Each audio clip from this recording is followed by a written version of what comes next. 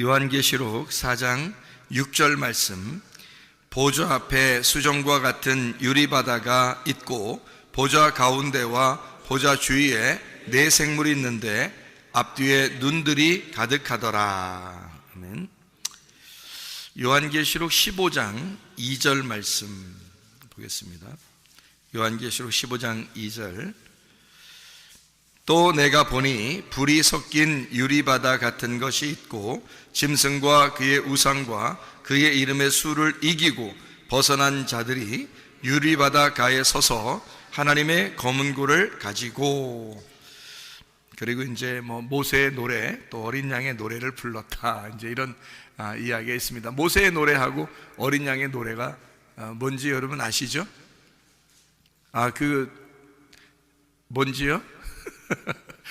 모세의 노래, 어린 양의 노래. 그게 뭐냐면, 모세 그러면 어디에 나오는 사람이에요? 성경에? 예? 모세 그러면 어디에 나오는 사람이에요? 구약에 나오는 사람이죠? 그러니까 어린 양은 어디 나오는 분이에요? 신약에 나오는 거죠? 그러니까 모세의 노래 그러면 구약을 말하는 거고, 어린 양의 노래 그러면 신약을 말하는 거예요. 그러니까 성경을 어떻게 볼 수 있냐면, 율법, 구약이죠. 그리고 복음, 그러면 신약을 얘기하는 겁니다. 그러니까 모세의 노래와 어린 양의 노래를 함께 부르는 것은 무슨 뜻이냐면, 완성이 됐다 그 말이에요. 하나님 말씀이 완성이 되었다. 어떤 사람이 부른다고 그렇게? 유리바다를 걷는 자가, 유리바다가에 있는 자가, 그러니까 모든 과정을 다 통과하고 이긴 자가 그 노래를 부를 수가 있다, 그런 말이에요. 그러니까 이 성경의 모든 책은, 이 성경책은 말이에요, 노래예요, 노래.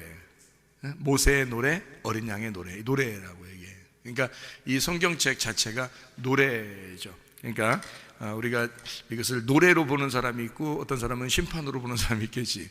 그러니까 노래로 보는 책이 돼야죠. 우리한테 다 완성이 돼서, 우리 속에서 완성이 돼서 유리바다를 통과한 그런 말씀을 그렇게 보는 사람들이 돼야 되는데, 유리바다가 이제 이 유리바다가 나오는 성경이에요. 유리바다는 어떻게 생겼을까? 유리바다겠죠? 유리바다. 유리바닥 아닙니다. 유리바다예요. 유리바다라는 것은 어떻게 된 모양이 어떨까요? 유리바다 그러면 여러분이 생각할 때 유리바다를 걷는다는, 바다는 바다인데 유리로 돼 있어. 그러면 어떻게 걷겠어요? 여러분 같으면? 이제 크리스탈 이런 거겠죠. 그러니까 이제 수정 같은 그런 이제 맑은 거죠. 그런 유리같이 쫙 깔려 있는데 그걸 이제 바다처럼 건너가는 거예요. 그러니까 어떤 면에서는 불투명한 게 아니죠. 유리바다 그러면 무슨 의미를 여기서 나타내려고 그러냐면, 이제 투명한 걸 얘기하려고 하는 거예요. 투명하다. 그러니까 뭔가 이렇게 밝혀졌다, 빛이 있다, 이거 드러났다. 뭔가 유리바다 그러면 감추어지지 않고 뭐 드러나 있고 이렇게 밝게 우리에게 알려졌다. 밝게 알려졌다는 의미를 부여해 주기 위해서 보인다 이 말이에요. 유리바다니까 보이게 다 알게 됐다 이런 말이에요. 그러니까 쉽게 얘기해서 성경을 알게 됐다 그 말이지, 유리바다가 됐다는 말은 알게 됐다 그 말이고요. 성경을 아는 사람은 영생함을 얻죠. 그리고 성경을 안다는 사람은, 영생함 얻는다는 사람은 어떤 의미냐면 이긴 자가 돼야 되는 거죠. 그러니까 이긴 사람, 영생을 받는 사람, 유리바다를 걷는 사람, 성경을 알게 된 사람 같은 거죠. 같은 의미란 말이에요. 그러니까 유리바다를 걷는다 그러면 우리가 심판받기 위해서 걷는 게 아니고 이거를 다 이제 알려졌다, 알게 됐다 그 말이에요.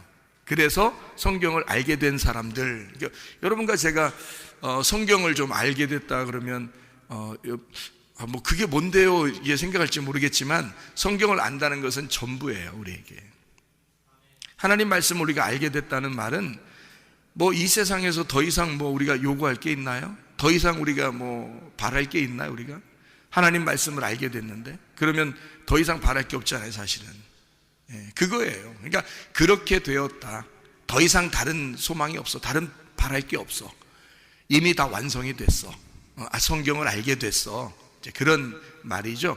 그래서 요한계시록의 19장을 여러분 한번 봐봐요. 요한계시록 19장 9절 말씀 보면 이렇게 되어 있습니다. 요한계시록 19장 8절에 보면 깨끗한 세마포를 입었는데 이 세마포는 성도들의 옳은 행실이로다 그렇게 되어 있거든요. 그러니까 옳은 행실이로다 그렇게 되어 있다는 말은 착한 일 좀 해라 그런 말 아니에요. 그러니까 기독교인들은 무조건 착한 일 해야 돼 이런 의미를 얘기하는 게 아니라 그 옳은 행실이로다라고 하는 게 어떤 의미냐면은, 자 보세요. 세마포가 흰 세마포예요. 흰 세마포라는 말은 색깔이 있다는 말이에요, 없다는 말이에요? 색깔이 없다는 말이죠. 색깔이 없다는 말은 뭔가 색깔이 끼어있지 않다는 얘기니까 색깔이 빠졌다는 얘기예요. 그죠? 그러니까 흰 세마포라는 말은 옷이라고 하는 게 성경에서 흰 세마포를 입었다 할 때 여기서 19장에 이렇게 쭉 이렇게 보면은 말이에요. 흰 옷을 입고 백마 타고 가시는 분이 계셔요. 예수님이거든요. 그러니까 그 뒤를 따라가는 게 신부들이에요. 그 신부들도 그 옷을 입고 따라가거든요. 흰 옷을 입고 따라가요. 그러니까 이게 이제 어떤 의미냐면 로마서 13장 12, 14절에 빛의 갑옷이거든요. 빛의 갑옷. 그러니까 이 신부들은 그리스도의 신부들, 그리스도를 따라가는 그리스도인들은 예수를 따라가면서 전쟁을 하게 되는데 그 신부는 전쟁을 하는 자가 신부들이에요. 그러니까 이게 참 아이러니컬하죠. 흰 세마포를 입고 전쟁을 하러 가는 거예요. 예수님이 전쟁하러 가니까 우리도 흰 세마포 입고 전쟁하러 나가는 건데, 이게 이제 어떤 사람만 예수의 편에 설 수 있냐면 색깔이 빠진 옷을 입은 자, 다시 말하면 빛의 갑옷을 입은 자예요. 그게 로마서 13장 12, 14절이야. 빛의 갑옷. 그게 그리스도라고 돼 있죠. 빛의 갑옷 자체가 그리스도라고 돼 있어요. 에베소서 6장 11절 13절에 보니까 전신갑주가 나와요. 이 전신갑주가 어떻게 생겼어요? 진리의 허리띠, 의의 흉배, 평안의 복음의 신발, 믿음의 방패, 구원의 투구, 성령의 검, 말씀을 가져라 그랬죠. 그러니까 이 모든 게 다 뭐냐면 진리의 허리띠, 뭐예요? 말씀이죠. 진리의 허리띠니까. 평안의 복음의 신발, 그럼 복음의 신발이니까 말씀이죠. 믿음의 방패, 믿음은 뭘로 생겨요? 말씀을 들음으로 생기잖아. 그러니까 믿음의 방패도 말씀인 거지. 성령의 검, 그 성령은 하나님 말씀, 진리의 말씀을 가진 자니까 진리의 성령이란 말이에요. 그래서 그 진리가 말씀이거든. 그래서 성령의 검, 이게 말씀이란 말이에요. 그러니까 말씀을 가지고 있다는 얘기고, 구원의 투구, 구원 뭘로 받아요? 말씀으로 받죠. 그러니까 말씀을 쓰고 있다는 얘기예요. 그러니까 머리에서부터 발끝까지 다 말씀을 입고 있는 거, 이거를 전신갑주라 그러는 거라고. 그러니까 전신갑주, 빛의 갑옷, 그리스도, 이게 전체가 다 그리스도라고 하는 말씀이에요. 근데 이 옷이 어떻게 생겼냐면 요한계시록에서는 흰 세마포로 나온다는 거지.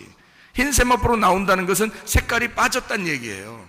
그러면 내가 보는 눈이 빠졌다는 얘기야. 내가 보는 눈은 파란색으로도 볼 수 있고 노란색으로도 볼 수 있고 빨간색으로도 볼 수 있는데 이 색깔이 빠지니까 투명하게 보인다는 얘기야, 이 말씀이.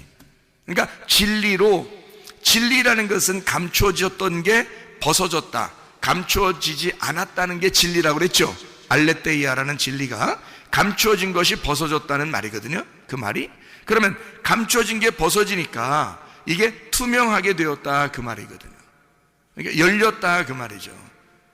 그러니까 이게 말씀인데, 흰 세마포도 말씀인데, 그러니까 옳은 행실이라는 말은 착한 일 좀 하라는 의미가 아니겠죠, 그죠? 그러니까 흰 세마포를 입었는데 그게 옳은 행실이로다. 자, 네가 진리의 말씀을 알게 되므로 너의 색깔이 빠졌다. 이게 옳은 행실이라는 거예요, 우리한테. 그러니까 네가 착한 일 해서가 아니라, 우리가 뭐 착한 일 하면 얼마나 하겠어요. 뭐 예수님 안 믿는 사람들이 착한 일 더 많이 하대. 그러니까 착한 일로 따져서 천국 갔다 이런 얘기하면 안 되죠. 그건 다른 종교에서나 그러는 거지. 그러니까 진짜 기독교인들은 착한 일 해서 천국 가는 게 아니라 흰 세마포를 입었기 때문에 가는 거예요. 다시 말하면 진리의 말씀으로 진리의 옷을 입어 이것이 내 색깔이 빠진 투명한 색깔의 말씀으로 알게 되었다, 진리를 깨닫게 되었다, 그 말이에요. 그래서 그게 옳은 행실인 세마포다라고 나와 있는 얘기예요. 이게 요한계시록 19장 8절 얘기입니다. 그러면 요한계시록 19장 9절 말씀을 지금 읽으려고 이 얘기를 한 거거든요. 8절 말씀을. 자, 9절 말씀 보니까 뭐라고 돼 있어요? 천사가 내게 말하기를 기록하라. 어린 양의 혼인잔치에 청함을 받은 자들은 복이 있도다. 여기 어린 양의 혼인잔치에 청함을 받은 사람들 나오죠. 어린 양의 혼인잔치에 청함을 받은 사람들이 복이 있도다 라고 하고, 또 내게 말하기를 이것은 이라는 게 뭐예요? 이것은 이라는 게 뭐예요? 그러니까 여기서 한국말로 이것은 이라고 썼으니까 그래요. 그러면 이제 이게 사람이 아니라고 생각되는 거거든.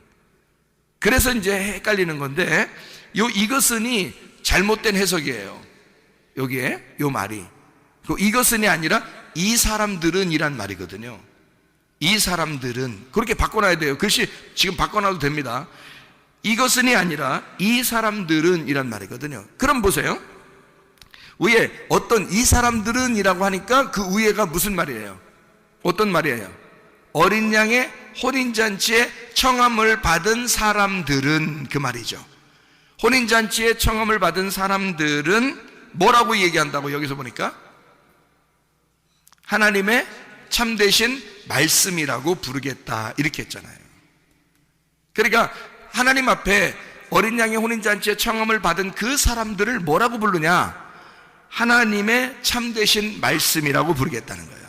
그러니까 어떤 말씀이냐면 참된 말씀, 진리의 말씀이라고 부르겠다는 거야. 그러니까 그 진리의 말씀은 감추어져 있다, 이것이 열려져 있다. 열려져 있다. 그러니까 색깔로 말하면 색깔이 있다, 색깔 없다. 색깔 없다. 그래서 빛나는 세마포, 흰 세마포를 입은 자들이라고 하는 거죠. 흰 세마포를 입은 자들, 이 사람들을 뭐라고? 그 사람들이 참되신 하나님의 말씀들이다, 이렇게 말하는 거죠. 그럼 무슨 말이에요 이게? 말씀이 돼야 된다는 말이에요. 말씀을 아는 게 머리로 안다는 의미가 아니야, 이 말이. 말씀이 내가 돼야 되는 거예요.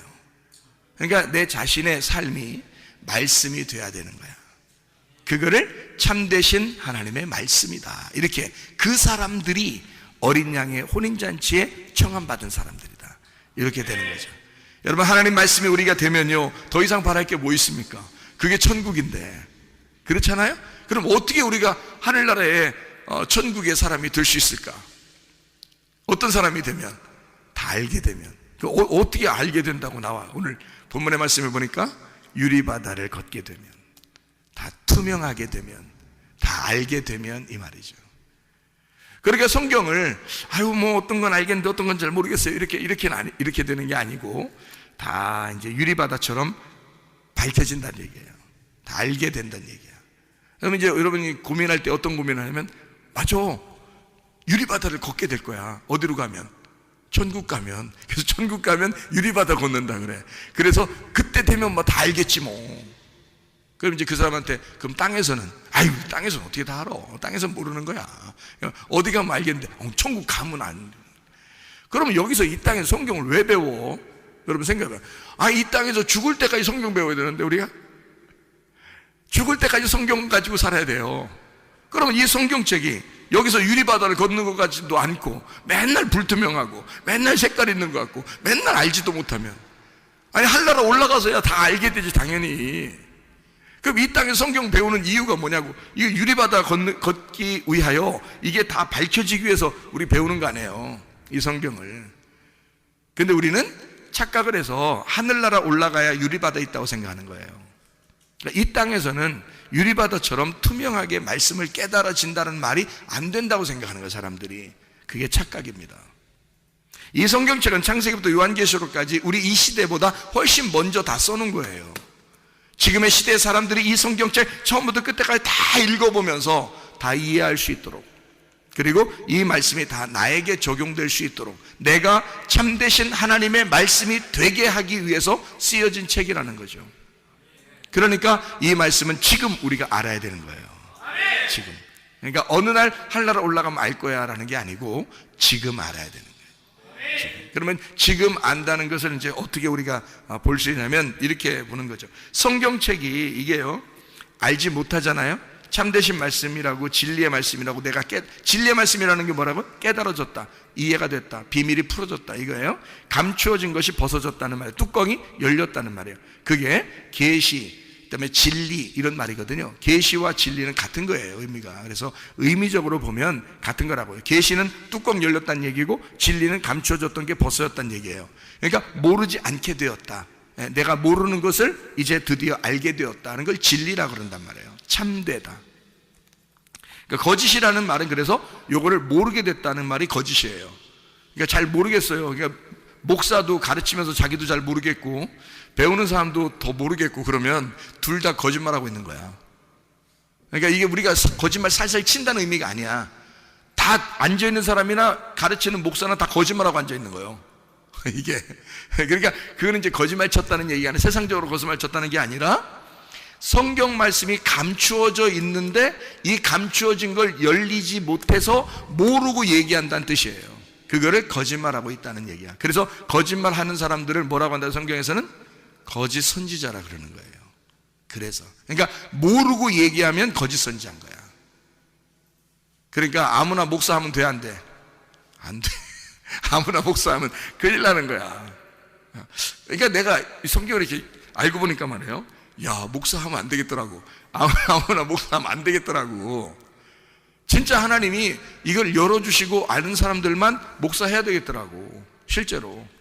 아무나 목사하면, 신학교 나오면 다 목사한다면 그런데 문제가 있는 거야. 하나님 만나야 돼요. 하나님 만나서 이게 열려야 돼. 그래야 주님의 종인 거야. 그냥 막 목사하면 큰일 나요. 거짓 선지자 되는 거지. 거짓말쟁이. 예수님이 나타나면 거짓말쟁이하고 싸우는 거죠. 큰일 나지. 예수님이 오면 내 편이 돼야지. 같은 편에서 같이 바라보는 사람이 돼야지. 같이 보는 사람이 돼야지. 예수님이 왔는데 나하고 싸우려고 하면 어떻게 해? 그러면 나는 큰일 난 사람이죠.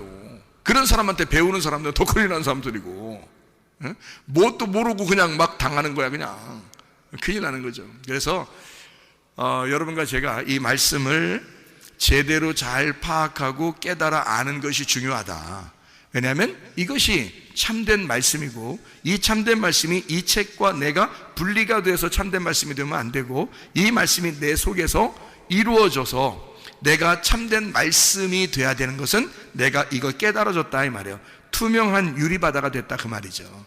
그러면은 내가 말씀이 깨달아졌다, 이렇게 돼야지 참된 말씀이 되는 거예요. 그러니까 우리는 참된 말씀이 되기 위해서 말씀 배우고, 참된 말씀을 되기 위해서 우리가 가르쳐 주는 거예요. 그렇게 그것 때문에 하는 거야. 그래서 성경을 막 10년 교회 다니고 20년 교회 다니고 교회를 오래 다녔는데도 성경 몰라. 왜? 안 가르쳐 주니까. 이거를 자세하게 설명을 안 해주니까. 자기도 제대로 잘 모르겠으니까 그냥 설교한다고 설교하는 거야. 그런데 사실은 성경을 하나하나 이거를 가르쳐 줘야 된다는 거예요. 그래서 깨달아 알고 있어야 된다는 거지. 적어도 이것을 전체적인 윤곽을 깨닫고 그 안에서 말씀들을 알고 있어야 되는 거죠. 만약에 성경을 모르는데 그냥 성경만 들고 있어, 이렇게. 아유, 성경 폼나잖아, 이렇게 들고 다니면. 좀 뭐 같잖아. 성경 이렇게 딱 들고 다니면 좀 뭐 같잖아요. 어제도 장례식이 있었는데 장례식 거 예배 드리러 갈 때 제가 어떻게 했어요?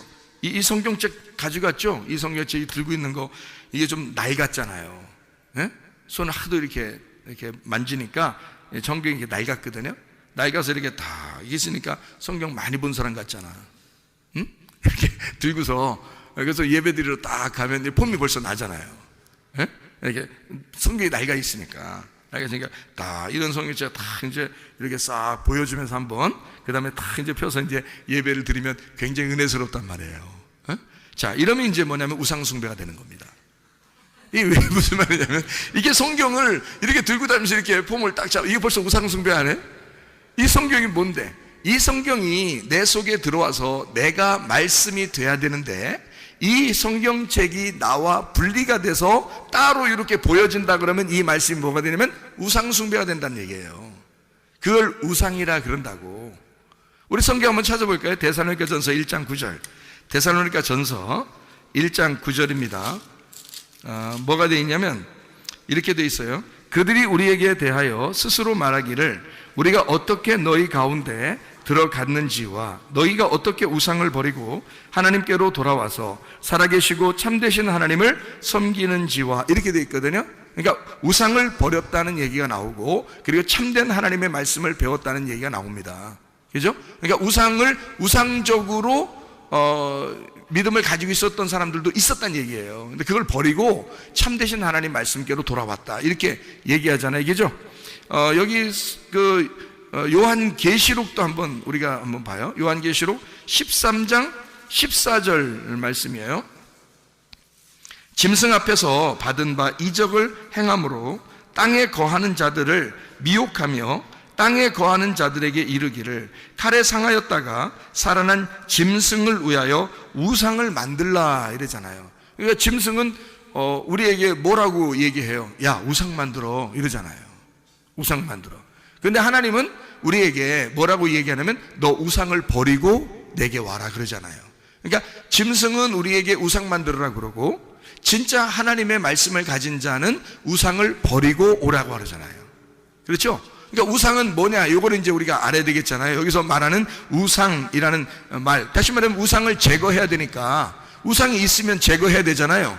그러니까 우상이 있으면 제거해야 되니까 우상을 뭔지를 알아야 되는, 이게 우상이 무슨 뜻인지를 알아야 될 거 아니에요. 그죠? 이게 뭐냐면 우상이라는 단어가 에이돌론이라는 단어예요. 에이돌론. 이 에이돌론이라는 단어가 뭐냐면 형상입니다. 형상. 모양이에요. 모양, 형상. 이렇게 모양을 가진 거예요.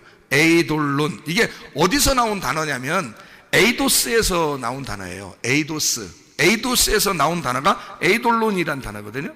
그러니까 이 에이도스가 뭐냐면 보는 것, 보이는 것이라는 단어예요. 이 에이도스라는 단어는 에이도에서 나온 단어예요. 에이도가 본다라는 말이거든요. 본다. 그러니까 보는 것에서 나오는 거예요. 우상이. 그러니까 우상은 보여지는 거예요. 겉으로 보여지는 게 우상인 거예요. 제가 왜 성경책을 이렇게 들고 다니는 게 왜 우상이다라고 얘기하는 거냐면, 아니 들고 다니지 말라는 게 아니에요. 그럼 어떡할게요? 이거 뭐 발로 차고 다닐게요. 자동차에다 집어 던져놓고 막 다닐게요. 어떡할게요? 이거 들고 가야지. 그런 의미로 이제 내가 우상이란 얘기하는 게 아니라 이 말씀이 네 속에 들어가야지. 왜 이 성경책이 너하고 분리돼서 사느냐 이 얘기를 한 거지 제가. 그죠? 네 안에 들어가면 안 보일 텐데 이 말씀이 네 속에서부터 나와서 밖으로 보여지면 그걸 우상이라 그런다. 그 얘기를 하려고 했던 거잖아요. 그러니까 우상이라는 말은 적어도 보는 것, 보이는 것에서 나오는 단어란 말이에요. 그러니까 보이는 형상, 모양을 가지고 있다. 이것이 우상이다. 이런 얘기입니다.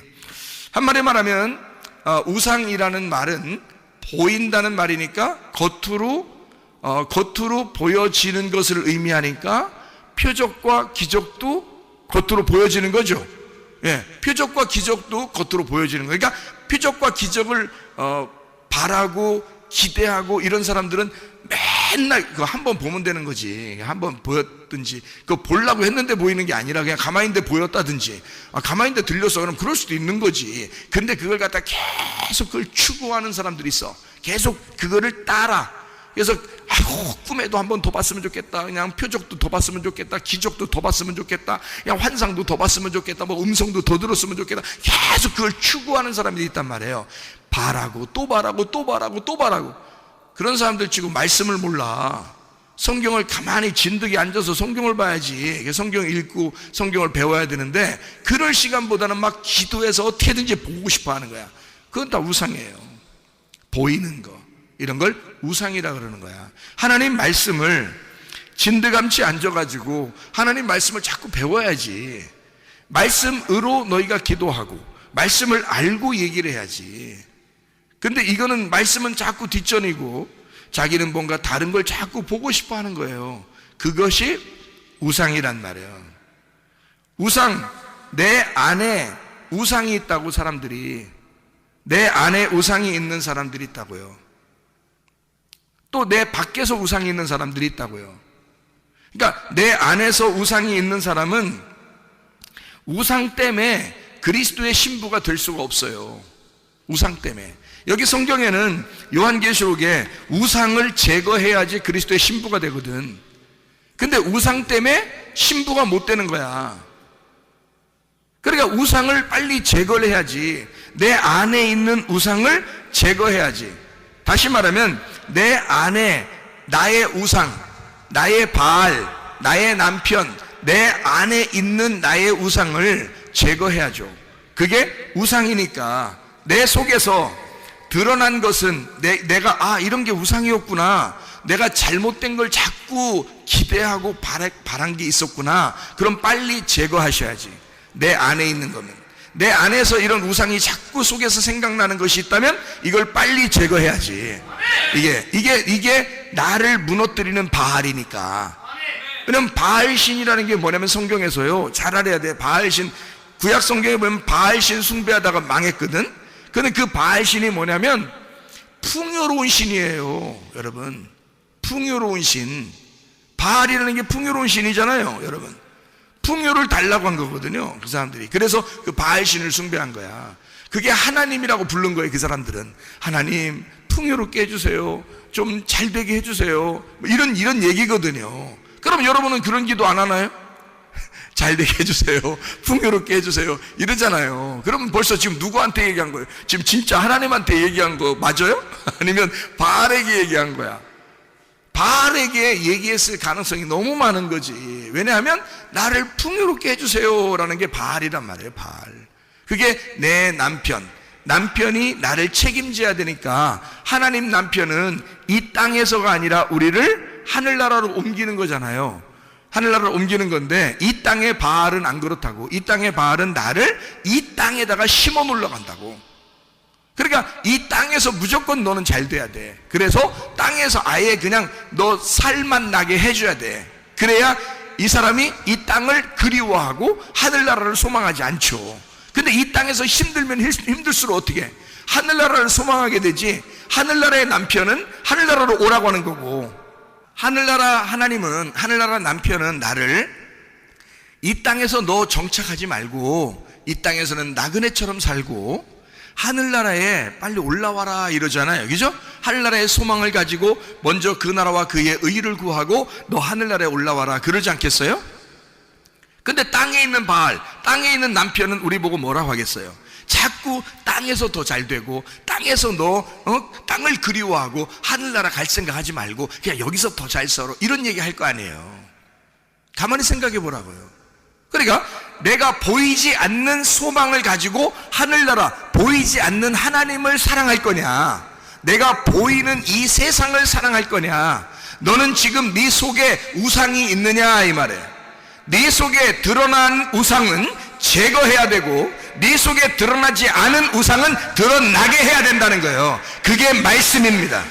하나님의 말씀으로 네 속에 우상이 있는 것을 드러나게 해야 된다는 거고, 드러난 우상, 이게 우상이구나, 내가 추구하는 게 이런 게 우상이었구나 라는 건 제거하셔야 된다 그 말이에요. 우상을 제거해야 그리스도의 신부가 된다고요. 근데 사람들이 우상을 제거하려고 생각하지 않아. 그러니까 우상을 제거해야 그리스도의 신부가 된다고 성경에 분명히 말씀하잖아요. 주님을 따라가는 주의 신부들은 흰 세마포를 입어야 된다고요. 자기의 색깔을 가지면 안 된다고요. 화려함을 추구해서는 안 된다고요. 색깔이 없는 자가 돼야 된다. 오직 투명하게 그 말씀을 보는 사람이 돼야 된다는 거지. 말씀을 우리에게 주시길 원하죠. 하나님께서. 생각을 해보세요.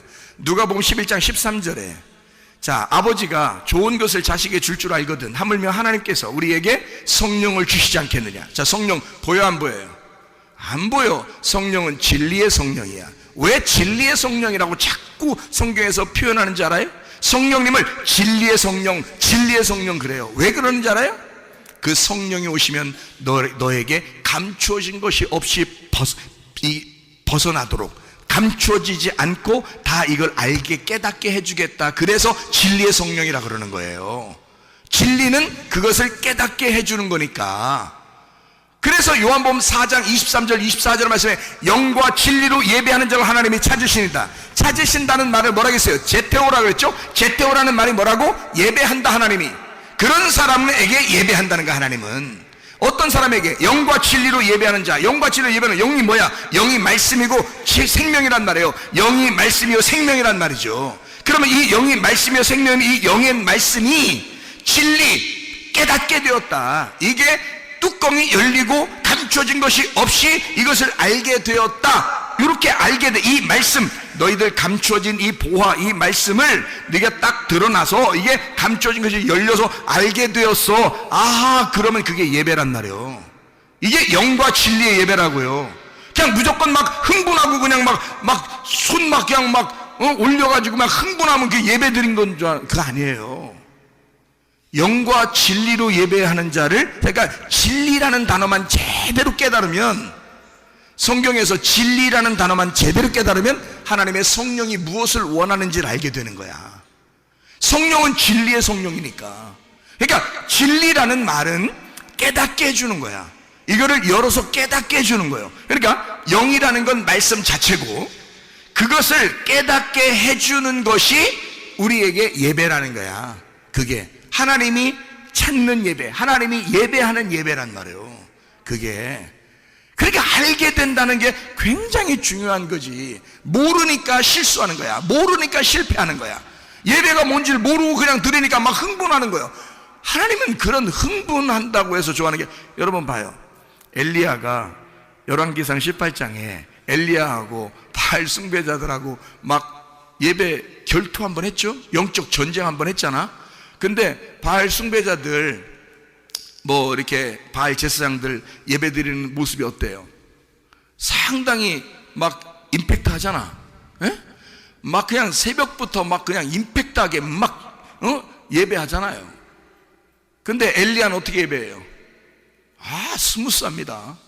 조용하게 그냥 니네 신이 죽었나? 잠자나? 야, 깨워봐. 좀 잘 좀. 이러면서 장난하죠. 완전 장난이죠. 그럼 이제 이 사람들이 막 엄청 막 더 짜증나잖아. 더 힘들잖아. 그러니까 막 칼로 그냥 막 몸 자르면서 그냥 막, 엘리야 옆에서 자꾸 농담하고 그러잖아요.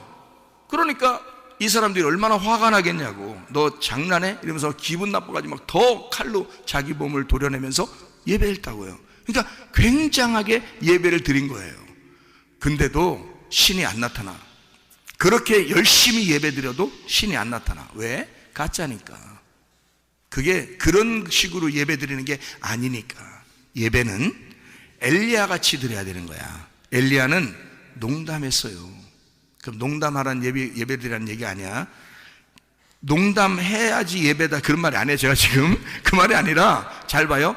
그 엘리야가 얼마나 여유를 갖고 예배를 드렸나 봐. 생각해봐요. 엘리야가 얼마나 여유를 가지고 예배 드렸어. 생각해보세요. 엘리야는 이미 하나님한테 말씀을 받았어, 못 받았어? 이미 받았어. 이미 말씀을 받고 예배 드리러 간 거야. 무슨 말인지 알겠어요? 그러니까 엘리야는 여유가 있는 거야. 이미 말씀을 깨달은 거잖아. 말씀을 열어서 하나님이 너한테 어떻게 해주겠다라는 얘기를 이미 들었단 말이야. 이미 다 응답을 받고 간 거예요. 근데 바알 제사장들은 하나도 답이 없는 거야. 성경 하나도 모르는 거야. 그 상태에서 흥분해가지고 막 예배를 했는데 하나도 누가 받아주는 사람이 없어. 무슨 말인지 알겠어요? 근데 엘리야는 이미 받았기 때문에, 말씀이 깨달아졌기 때문에, 그는 말씀이 다 열려 있으니까, 하나님이 자기에게 말씀했으니까, 열렸으니까 이 사람은 여유 있는 거야. 가서 농담하고 있는 거죠. 농담하는 거예요. 아주 여유 있게 농담하죠. 그리고 자기는 이미 응답을 받고 갔으니까 하나님이 하라는 대로 자기는 한 거예요. 이렇게 하고 저렇게 하고 그냥 불 떨어져 버리죠. 응답이 온 겁니다. 무슨 말이냐? 하나님이 찾아오는 예배, 하나님이 찾아오는 예배는 영과 진리의 예배란 말이에요. 영과 진리의 예배는 영이신 그 말씀이 깨달아진 예배란 말이에요. 그 사람에게만 찾아오는 거야. 그 사람에게만. 아무나 그냥 막 흥분하고 예배 드린다고 다 찾아오는 게 아니고 그 사람에게 찾아오시는 거예요. 그래서 여러분에게 이 말씀들을 열어주는 거야. 자꾸 깨닫게 해주는 거야. 그게 설교라고 하는 거예요. 그 말씀을 깨닫게 해주는 게, 그런 걸 설교라 그러는 거예요. 아유, 저도 그냥 웬만큼 율법적으로 살았는데 옛날에, 그런데 말씀을 깨닫고 보니까 야, 이게 이런 말씀이었구나, 이게 이런 말씀이었구나 라는 것을 알게 되니까 말이에요. 이걸 하나하나 설명해 주는 게 너무, 제가 먼저 은혜를 받으니까 좋아, 이해가 되니까 좋아, 깨달아지니까 너무너무 좋습니다. 이 세상에 뭐가 부럽겠어? 내가 이 땅에서 부러울 게 뭐가 있겠어? 하나도 없어. 말씀을 알게 되는 사람은 하나도 부러운 게 없어. 이 땅에서 말씀 깨닫는 거 밖에 부러울 게 어디 있어요? 우리한테 말씀이 된다는 것만큼 좋은 게 어딨냐고. 유리바다를 걷고 있는 사람보다 행복한 사람이 어디 있겠어요? 여러분 생각을 해보라고. 근데 꽉 막힌 것 같고 하나도 말씀을 모르는 것 같고 그런 사람들은 답답하지. 그렇겠죠? 그러니까 하나님 말씀을 제대로 깨달아 알아야 된다. 우리가 우리 속에 어떻게 하면 그리스도의 신부가 된다고요? 내가 보이는 걸 추구하는 그 우상을 제거해야 된다. 내 속에서 아직 나타나지 않았다면 내 속에 있는 잘못된 그 우상을 끄집어내야 돼. 그걸 드러나게 해야 돼. 그리고 그것을 드러났으면 제거해야 돼. 그 제거한다는 게 뭐야? 말씀을 깨달으면 제거가 돼. 말씀을 깨달으면 이 우상은 제거가 돼요. 보이는 걸 추구하지 않게 되죠. 보이지 않는 세계를 알게 되니까. 하나님 말씀은 보이지 않는 세계잖아. 그 보이지 않는 세계를 보는 것 같이 보이는 거거든요. 우리 진짜 보이는 걸 추구하는 게 아니라, 이 세상에 보이는 걸 추구하는 게 아니라 보이지 않는 세계가 보인단 말이에요. 진리의 성령, 아버지가 우리에게 그토록 주고 싶어 하던 그 성령을 받는 거. 아버지는 성령을 우리에게 주고 싶어 하잖아. 말씀을 주고 싶어 하잖아. 이 말씀을 우리를 깨닫게 해주고 싶어 하잖아. 성령이 와서 해주고 싶은 게 뭐야? 말씀 깨닫게 해주는 거예요. 아버지가 말씀이니까 자기 말씀을 우리에게 주고 싶은 거예요. 말씀이 오는 거예요. 그걸 하나님이 그렇게 해주고 싶은 거, 우리한테. 이 세상에 보이는 게 아니라 보이지 않는 말씀을 우리에게 그토록 주고 싶어 하신다. 그 성령을 우리에게 그토록 주고 싶어 하신다. 이해가 되겠습니까? 어떤 식으로? 깨닫게 해줌으로, 이걸 열어줌으로 그렇게 해주신다는 얘기입니다. 자, 여러분, 유리바다가 어디에 있나요? 봤어요? 유리바다? 유리바다 봤어요? 어디 있나? 이 세상에는 없겠죠? 그럼 하늘나라에나 있겠지. 그럼 우리 하늘나라나 가서 또 유리바다 걸어야 되는 거예요? 여기선 못 걷는 거예요? 성경 말씀에 분명히 있다 그랬죠? 오늘 읽은 말씀에도 분명히 있다 그랬죠? 유리바다라는 게. 그러면 바다가 육지라면 그럼 그냥 걸어가면 되겠지? 근데 이 바다라는 말이 어디에 막 나와요? 바다라는 말이 땅 밑에 있는 게 바다겠죠? 땅 밑에 있는 게 바다야. 그런데 이 바다라는 거는 이스라엘 사람들한테 이렇게 물어보니까 바다는 좀 물이 많으면 바다래요. 물이 많으면. 물이 작으면은 뭐 강이라고도 하고, 뭐 물이 작으면 뭐 호수라고도 하고, 이렇게 물 담아놓은 대야에다 물 담아놓은 거 이렇게 얘기도 하는데, 물이 많이 이렇게 있잖아요. 그럼 그걸 보면 사람들은 다 바다라 그러더라고요. 물이 많으면 다 바다래요. 원래 성경적으로 그렇답니다. 그 사람들이 하는 얘기가. 그러니까 원래 물 많으면 그냥 다 바다래 갑니다. 그러니까 유리 바다라고 하는 것은 물이 많다는 얘기예요. 물이 많다. 그러니까 물이 많은데 유리로 돼 있으니까 투명하게 다 펴져 있다는 얘기예요. 그거를 유리바다라 그러는 거고요. 유리바다가 여러분 성경에서 어디에 나와 있는, 유리바다가 뭔데 유리바다로 나온 건지를 알아야 돼.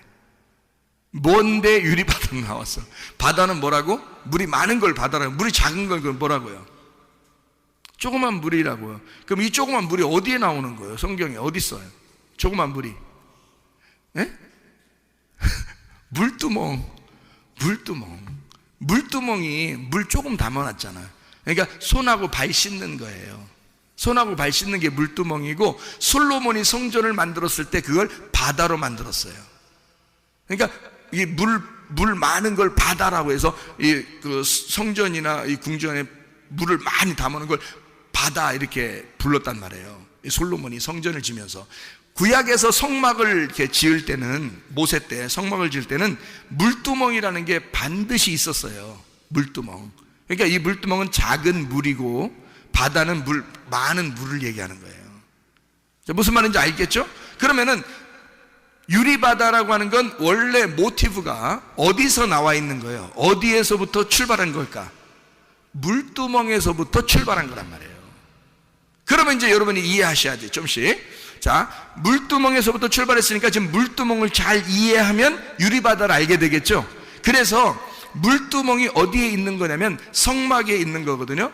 이 성막에 있는데 물두멍이요, 어디에 있는 거예요? 성막이면은 성막 어느 부분에 있어요? 성막 어느 부분? 물두멍이 성막 어느 부분에 있어요? 봐요. 성막이 어떻게 생기냐면 뜰, 성소, 지성소 이렇게 돼 있거든요. 어디에 있죠?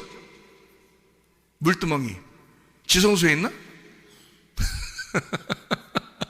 지성소에 있는 게 아니죠. 뜰에 있죠, 뜰. 그죠? 그러니까 뜰, 성소, 지성소에서 물두멍은 뜰에 있어요. 뜰이면은 성막에 들어갈 때 입구예요? 아니면 마지막에 있는 데예요?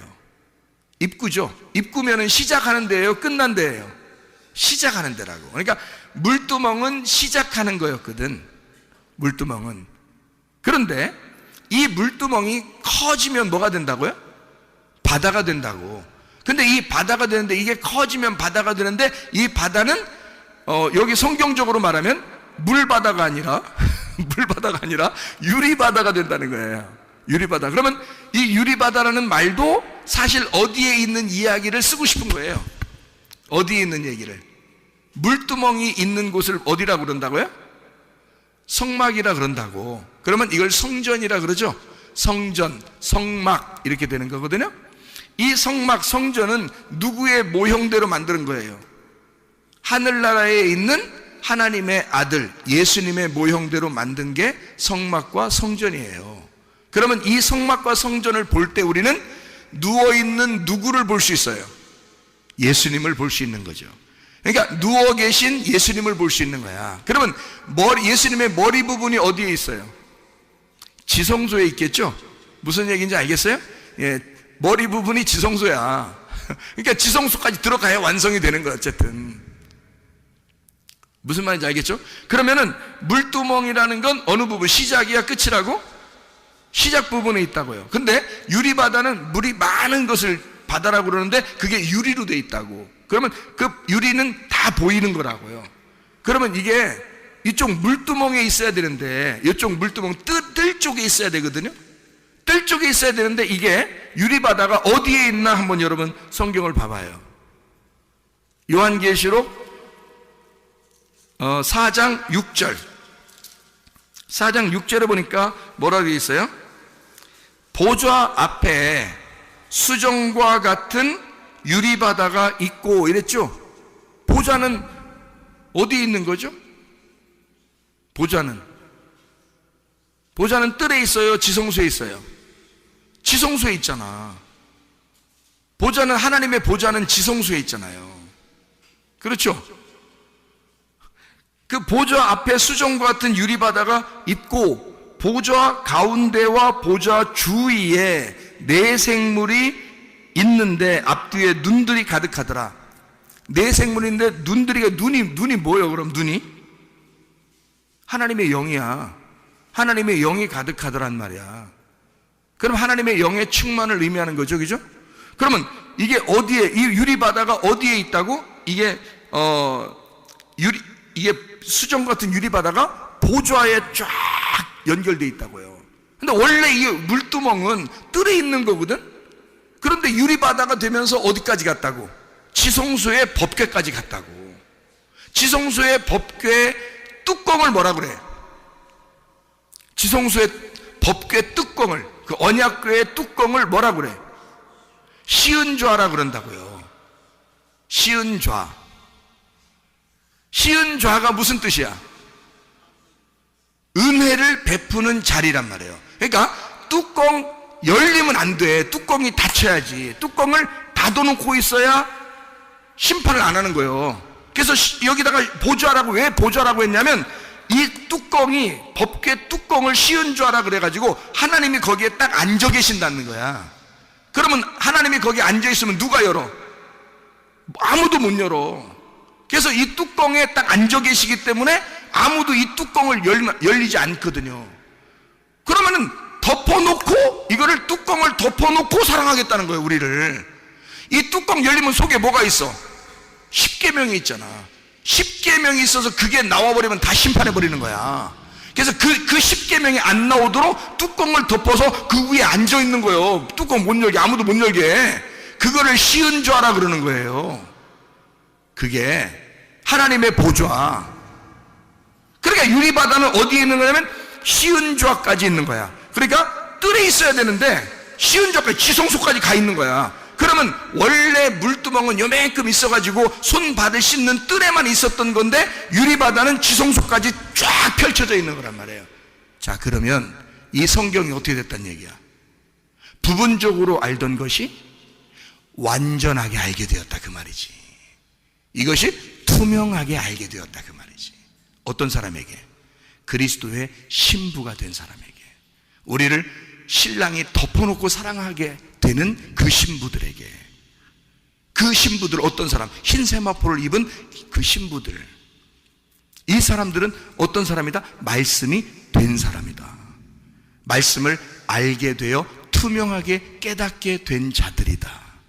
이 사람들이 주님의 보좌까지, 이게 그 펼쳐져 있는 유리바다로 하나님의 말씀이 쫙 열려져 있는 사람들, 투명하게 흰 옷을 입은 자들, 자기의 색깔이 빠진 자들. 그래서 자기의 신부들을 어떻게 사랑한다? 주님이 어떻게 그냥 사랑한다? 덮어놓고 사랑한다? 덮어놓고 사랑하는 거예요, 우리를. 여러분, 하나님이 우리를 덮어놓고 사랑하니까 진짜 사랑인 거예요. 우리 다 따지고 사랑하면 어떻게 사랑해? 우리를 다 하나하나 따져서 사랑하면 우리 사랑 하나도 못 받아. 근데 하나님은 우리를 다 아셔. 너희들이 어떤 사람인지를, 어떤 인간인지를 다 알아. 사람 같지도 않은 사람인 거 다 알아. 그래서 주님은 우리에게 내가 이 뚜껑 열지 못하게 앉아 있을 거야. 내가 있는 한, 내가 앉아 있는 한 이 뚜껑은 아무도 열지 못할 거야. 나는 이 뚜껑 덮어놓고 너희를 사랑할 거야. 그게 우리 주님의 사랑이십니다. 기도하겠습니다. 우리 하나님 앞에 기도할 때, 우리 하나님, 우리의 모든 질병과 어떻게 세방받게 도와주십시오. 가정의 모든 문제를 해결하게 해주십시오. 성령으로 기름 부시고 예수의 축복이 있게 하시고 진리의 말씀을 깨닫게 해주십시오. 우리 한번 기도합니다.